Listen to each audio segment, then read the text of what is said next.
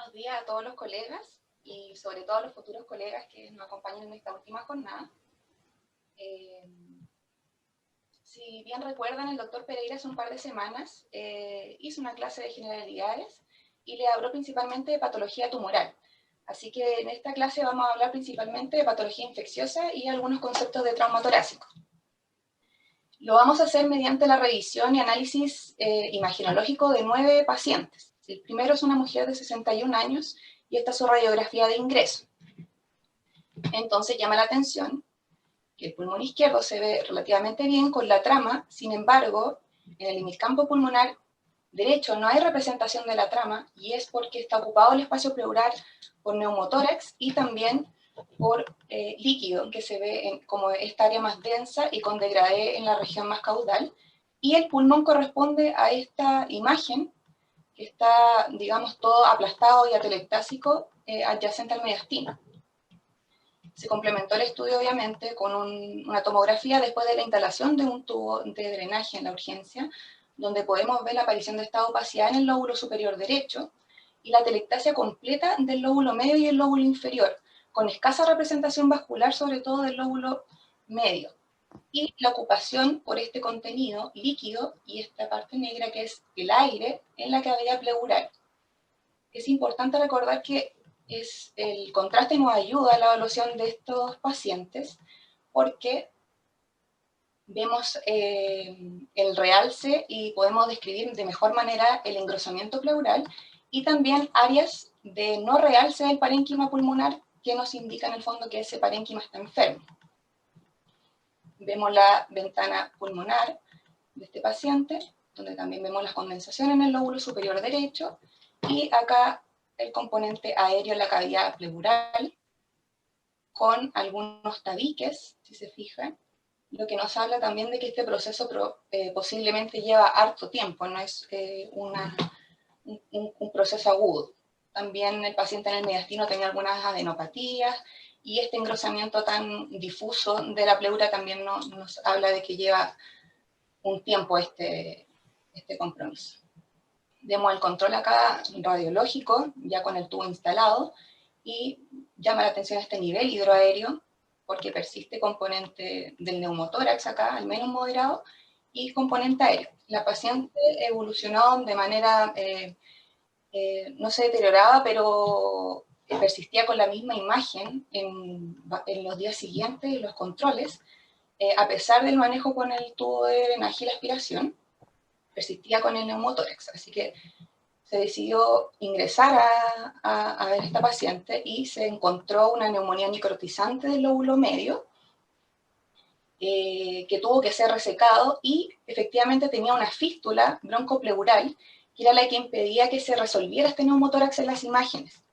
Existía esta comunicación de aire hacia la cavidad pleural y que fue cerrado durante la cirugía, y vemos el control postquirúrgico donde ya se observa la reexpansión del lóbulo medio, la parte del lóbulo medio que no fue resecada y el lóbulo inferior. Y vemos el control evolutivo, que ya cada vez hay menos neumotórax, solo algunas imágenes redondeadas residuales, y se fue llenando con un poco de líquido la cavidad pleural y la paciente mejoró lentamente. El segundo caso es una mujer de 39 años que fue derivada de Melipilla. Ella estaba hospitalizada ya por una neumonía complicada con un derrame paraneumónico. Vemos que llega intubada y con un tubo de drenaje pleural izquierdo. Esta es su radiografía de ingreso, y lo que destaca es esta opacidad retrocardíaca. Si vemos acá, tiene broncograma aéreo, así que puede ser una condensación o una telectasia. Sin embargo, llama la atención este engrosamiento pleural, posible derrame, y esta imagen aérea, que puede ser una colección hidroaérea o un neumotórax tabicado, y que por supuesto requiere la evaluación con un método de estudio más complejo, que fue esta tomografía computada de nuevo contrastada, que nos ayuda a evaluar el parénquima pulmonar, y vemos acá en el lóbulo inferior izquierdo que hay áreas de pulmón que son más blancas y existe un área de pulmón que es más negra y que se comunica directamente con la pleura. Les voy a mostrar aquí a este nivel, pulmón que no está realzando con el contraste y que se empieza a comunicar directamente a esta colección engrosamiento y este lóculo hidroaéreo que está en la porción más caudal que correspondía a esa imagen aérea que estábamos viendo en la radiografía. Si nos fijamos, el tubo de drenaje, este es el extremo distal y no está en contacto con este lóculo hidroaéreo.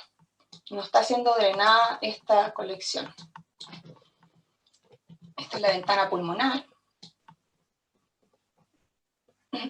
Vemos el neumotórax, la línea de la pleura y la colección hidroaérea con su nivel. Entonces, ¿qué es lo que hicieron? Pidieron una interconsulta radiología intervencional y ellos, mediante ecografía, pusieron un pigtail, que es este tipo de drenaje que nos consultaban la vez anterior, que tiene un tutor metálico interno que le da rigidez al momento de introducirlo en la cavidad de interés, y luego, cuando ya estamos conformes que el extremo distal está donde necesitamos, se retira este tutor metálico y se enrosca mediante la tracción de este hilo, logrando, digamos, esta forma en cola de chancho que impide que se salga de la colección que queremos drenar. En este caso se hizo en este lóculo hidroaéreo que veíamos en el escáner y se dio in vivo la salida de pus como de 200 cc y la reexpansión inmediata del lóbulo inferior izquierdo. Con eso la paciente evolucionó de buena manera, se le retiró el tubo y el drenaje pleural. Sin embargo, llamaba la atención que aparecían estas calcificaciones heterotópicas en la pared torácica en relación a la inserción del tubo de drenaje, y que se complementó con una ecografía y eran sugerentes de una miositis osificante secundaria a esta injuria del tubo de drenaje en la pared torácica. Este otro caso, una paciente de 34 años, que tenía antecedente de una trisomía 21 y que llevaba una semana de fiebre con permiso del estado general y llegó desaturando y taquicárdica a la urgencia con esta radiografía de ingreso, donde vemos en general que está más blanco el hemicampo pulmonar derecho, con áreas donde efectivamente hay un borramiento completo de los recesos y que implica un moderado al menos derrame pleural, con opacidades parenquimatosas en el tercio medio inferior. Este es su escáner de ingreso, donde se observa, aquí ya empieza a aparecer moderado derrame pleural. Sin embargo, su morfología no es en semiluna, que sería lo habitual en un derrame libre, sino que tiene contornos convexos, lobulados, un poco de realce de las hojas pleurales y que nos habla de algún grado de organización de este derrame pleural. Si nos fijamos también en el parénquima, con el normal realce, vamos bajando y en el lóbulo inferior derecho ya se observa que está más negro el parénquima en este sector. Entonces también hay una infección, una condensación que compromete el lóbulo inferior derecho. Ventana pulmonar.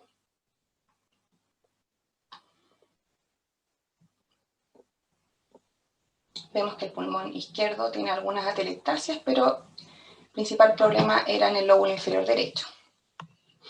Esta paciente se controló, vemos que ya está intubada, está más grave, aumentó el derrame pleural, ya cada vez se ve menos trama del parénquima pulmonar porque está ocupado el espacio pleural, y se interconsultó a radiología intervencional y ellos pusieron acá un pigtail.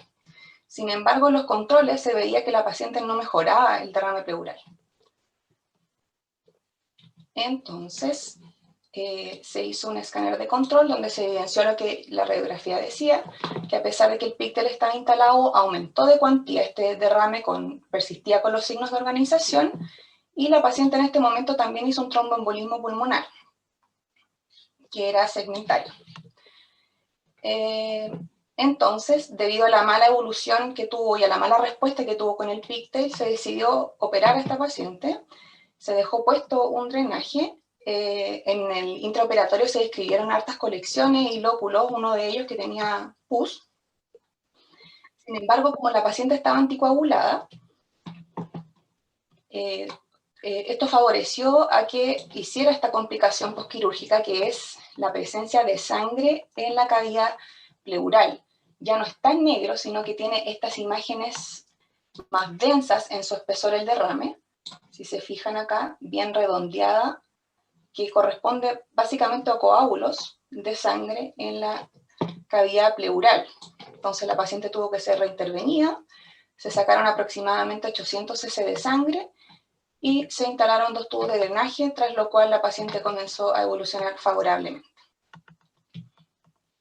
Pero no son solo las bacterias las que pueden provocar estas infecciones, principalmente el Streptococcus pneumoniae y el Piógenes eran los casos anteriores, sino que también existen algunos parásitos que pueden comprometerlo. Este paciente tenía antecedentes de un quiste hiatídico operado en el año 90 y le pidieron este escáner sin contraste por una contusión torácica. Sin embargo, destacaba en las porciones visibles del abdomen esta gran lesión bien delimitada, ovalada, que en su interior tiene áreas redondeadas de menor densidad, que es altamente sugerente de un quiste hiatídico. Sin embargo, en su porción más craneal, tiene pérdida de esta morfología bien redondeada y se contacta estrechamente con la pleura. Y en el derrame pleural vemos que también existen estas imágenes redondeadas que son sugerentes de que hay infección por el equinococo también en la pleura. Entonces son sugerentes de un quiste hiatídico que está comunicado a la cavidad pleural. Este paciente se hizo una patectomía derecha y se asió la cavidad pleural y evolucionó de manera favorable. Este otro paciente también tenía antecedentes de un quiste hiatídico pulmonar operado, derecho. Vemos que tiene acá las fibras cicatriciales de la cirugía anterior y nuevamente tiene imágenes muy parecidas a la anterior, sin embargo en un tamaño mucho menor, ¿verdad? Quística, con lóculos más hipodensos en su interior. Sin embargo, este paciente también tenía quistes hiatídicos en el mediastino posterior, adyacente a la aorta, posterior a la aurícula izquierda, paraesofágicos, que no tenían signos de rotura.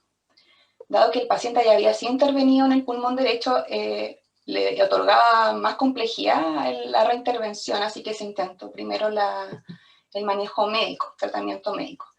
Sin embargo, evolucionó estacionario y el paciente después perdió controles, así que no sabemos si se logró operar o no.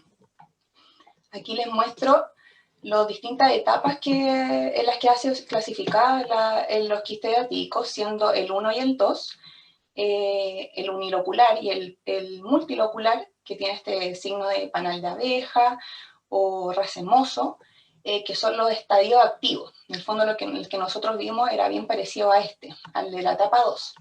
La etapa 3, A y B, que son de transición, donde ya aparecen estas membranas, o empieza a aparecer el componente sólido, y ya la 4 y la 5, que son estadios que se pueden observar solamente, que son el que parece una masa, y ya cuando tiene calcificaciones, que esto cuando está totalmente inactivo, el quiste hiatídico.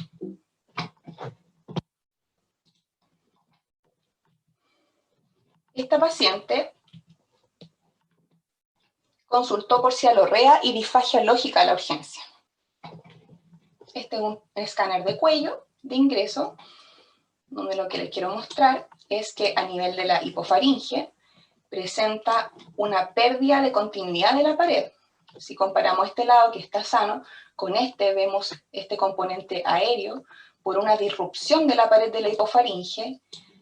Este aire empieza a disecar los distintos compartimentos del cuello, pero lo que era grave era que en el compartimento posterior, donde está el espacio retrofaringio y de peligro, estaba esta colección líquida que descendía y que llegaba a comunicarse al mediastino superior. Aquí tenemos la continuación con el escáner de tórax, donde vemos que esta colección se continúa retroesofágica, alcanzando hasta nivel de T9. Es decir, el paciente tenía una mediastinitis descendente secundaria a este proceso hipofaringio. Y al preguntarle dirigidamente, la paciente refirió que se había tragado una espina de pescado 2 semanas antes y ella misma se la había extraído. Fue en ese momento que hizo la perforación, posteriormente se infectó y tuvo este proceso de mediastinitis descendente.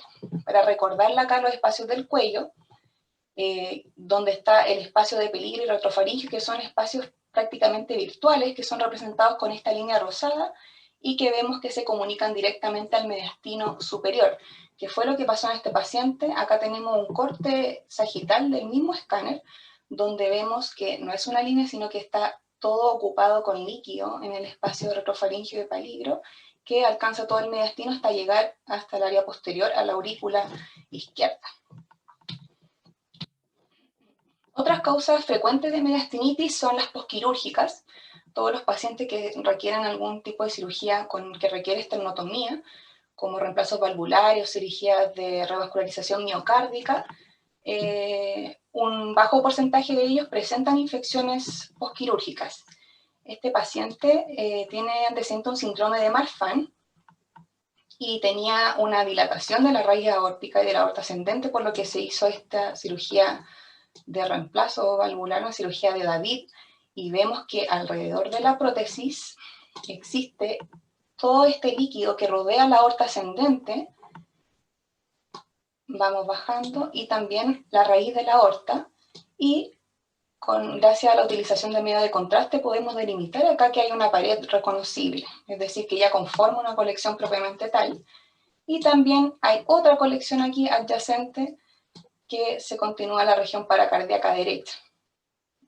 Debido a que era muy riesgoso al paciente llegar y reoperarlo, para hacerle el aseo se hizo una punción y efectivamente salió contenido purulento, por lo que el paciente tuvo que ser reintervenido con un aseo quirúrgico, posterior a lo cual el paciente mejoró. Y lo que vemos acá, este aplastamiento cardíaco, se debe al pectus excavatum que tiene el paciente, que ya había sido operado 2 veces anteriormente. Y este es un bonus track, un paciente de 19 años que tiene antecedente un trastorno bipolar y que en un intento de autolisis ingirió clavos y grapas. Entonces la radiografía es muy útil para poder ubicar los cuerpos extraños. En este caso vemos clarito que hay un clavo, acá hay 3 que se proyectan en los lóbulos inferiores. Vemos acá la tomografía, que es importante tomarla para ver si hay alguna complicación, neumomediastino, neumotórax, perforaciones esofágicas, colecciones en el mediastino, y en este caso el paciente no tenía ninguna complicación, pero observamos que tiene efectivamente los clavos en ubicación endobronquial, asociado a algunas atelectasias de lóbulos inferiores. Y en las porciones más caudales vemos que tiene un cúmulo de grapas y de clavos dentro del estómago. En el escáner de abdomen y pelvis no se veían signos de perforación ni de sangrado.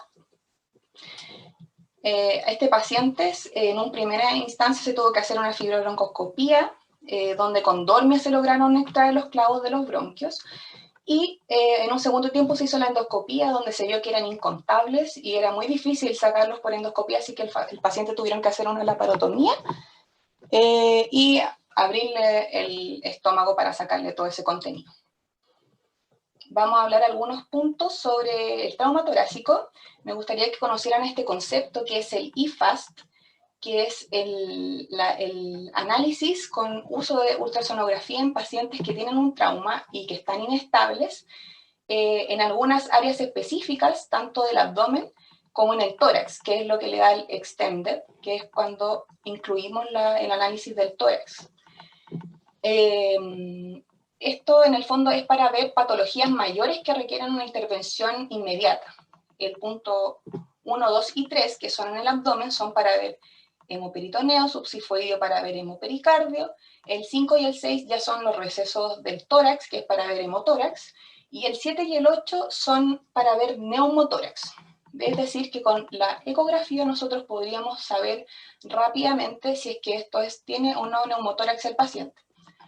Y se vería así. Normalmente, entre las hojas pleurales se generan estos artefactos de reverberación en la normalidad, que son móviles por el movimiento respiratorio y que se pierden cuando el paciente tiene neumotórax. Es decir, que no vemos un hallazgo, sino que vemos la pérdida de la normalidad.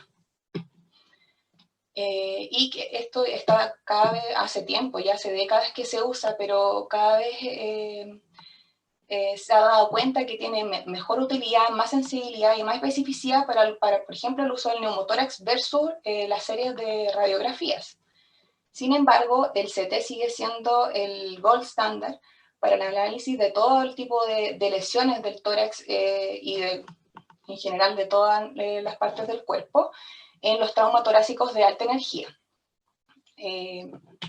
Vamos a ver acá un caso, un paciente de 26 años que tenía antecedente también de un trastorno bipolar y había sido dado de alta el día previo de una hospitalización psiquiátrica, y al otro día el paciente iba de copiloto sin cinturón y tuvo un accidente de tránsito y salió eyectado del vehículo. El paciente llegó a la clínica Las Condes y por motivos provisionales se tuvo que ser derivado a nuestro centro, y vemos la radiografía de ingreso, donde el paciente ya llegó con un tubo de drenaje en el hemicampo pulmonar derecho, extenso enfisema de partes blandas, que son todas estas burbujas y áreas que representan aire en la pared torácica, escaso neumotórax y opacidad en la región basal del hemicampo pulmonar derecho. También se ven algunas de las fracturas costales que tenía el paciente. Sin embargo, la radiografía de tórax no es el método ideal para ver, analizar con detalle, digamos, la patología ósea en el trauma torácico, y vamos a ver por qué. Entonces, este es el escáner de ingreso a la ventana pulmonar. Vemos acá ya el enfisema de partes blandas cervicales, la pared torácica. Aquí leve neumotórax, el pulmón que ya podemos ver que tiene condensaciones, atelectasias con burbujas dentro del parénquima, que correspondía a una contusión del lóbulo inferior derecho. Vamos a ver la ventana mediastínica. Siempre es importante también que sea contrastado para ver lesiones de grandes vasos y signos de sangrado de algún hematoma, por ejemplo, que el paciente pueda tener secundario al trauma. Y vemos acá la atelectasia y la contusión del lóbulo inferior derecho secundario a este trauma cerrado. Acá tenemos esta reconstrucción multiplanar del esqueleto torácico, donde quiero que se fijen que existen estas fracturas costales que están desplazadas, algunas cabalgadas, que comprometían del cuarto al décimo arco costal, pero del cuarto al séptimo estaba la costilla fracturada en más de 2 partes, aquí en la región lateral y acá en la región posterior, lo que en el fondo aísla este segmento del tórax y lo desconecta del resto del esqueleto torácico, que es la definición de un tórax volante. Este paciente se le realizó osteosíntesis del cuarto, quinto y sexto arcos costales con esta placa y tornillos.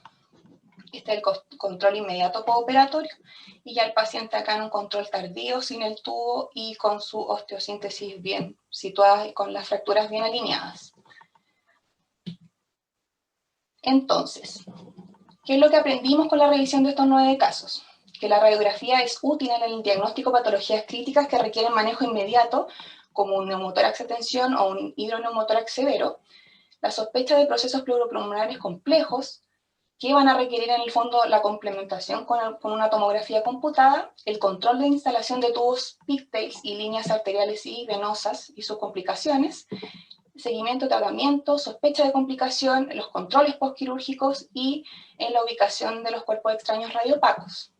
También aprendimos sobre el IFAS, que es el uso del ultrasonido para el diagnóstico de patología mayor en paciente inestable, y que la tomografía computada contrastada es el gold standard para el diagnóstico de complicaciones pleuropulmonares como el empiema, neumonía necrotizante, fístula bronquial, el quiste hiatídico, las cavitaciones, que es útil cuando el paciente tiene una mala evolución en una evolución estacionaria para descartar en el fondo las complicaciones del tratamiento. También es útil para la planificación quirúrgica y decidir el abordaje del paciente. Sospecha de complicaciones postquirúrgicas como el hemotórax que vimos en una de las pacientes, diagnóstico y control de mediastinitis, ya que las colecciones siempre tienen que ser controladas con tomografía computada contrastada. La radiografía no nos sirve para controlar la colección en el mediastino. complicaciones en la ingestión de cuerpos extraños, planificación de los procedimientos para su extracción y es el gold estándar en el trauma torácico.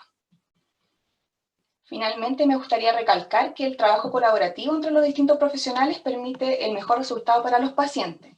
Y es por esto que no tienen que tener miedo de ir a rayos cuando tengan dudas de cómo indicar un examen o qué examen es mejor pedir para algún paciente, porque eso va a mejorar la relación que tenemos entre los distintos profesionales y también el mejor manejo que tengamos con los pacientes. Así que los dejo invitados a que conozcan a su staff de radiología donde después trabajen o sean internos y que no tengan miedo de ir a preguntar ahí porque nuestro trabajo como servicio de apoyo ayudar en el manejo de los pacientes. Eso, muchas gracias.